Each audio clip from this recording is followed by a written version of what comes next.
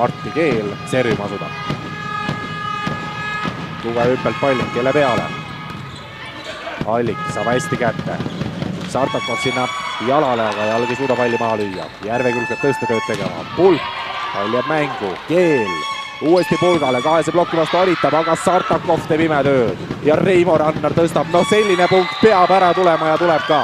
Lincoln Williams mööda piiri. See oli ilus vaatepilt. Kõigepealt Sartakov päästab, siis Reimo Rannar. Kui sa liiga kaua neid nägusid jääd vastastele tegema, et siis see kaart ka tuleb. TTÜ jälle raskustes servi vastuvõtuga. Krasnevskile plokki, õnneks ise ka julgestab. Ja tõste läheb Robert Tähele.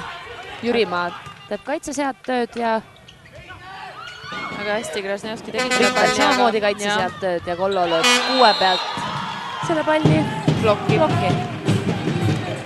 Jah, ka TTÜ on natukene oma seda plokki üles näinud, et sellist emotsionaalsust, nagu nad nüüd eelmises game'is näitasid, pole küll ammu kohanud TTÜ.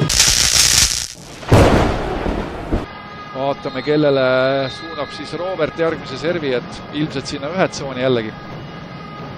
Nii on, Jürimaa, Nõlvak, Maissel anitab, ei jää see ani maha, nüüd on Viiber ja Kollo tagantliinis, ka see ani maha ei jää, et väga palju anitatakse täna.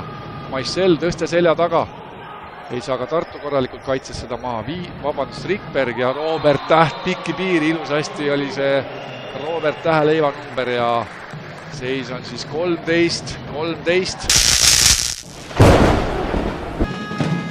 Ja hüppelt jõuserv läbi võrgu ripsu see nüüd läheb ja Kusti Nõlvak oma tavapärast teist palli nüüd tegi ja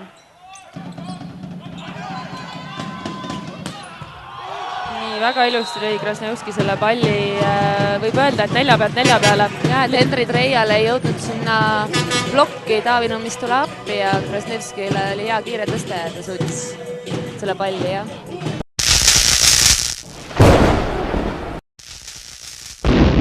Aga seda teab ainult Vasiljev. Nii ka hea serv Nõmmar poolt. Ja väga hea kaitse ka ja nüüd Mart oi.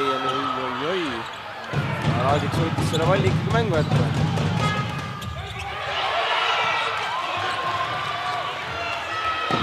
Ja Indrek Pulk oleb uskumatu. Palli siin Paavo Keel näitab siit teisele kohtunik.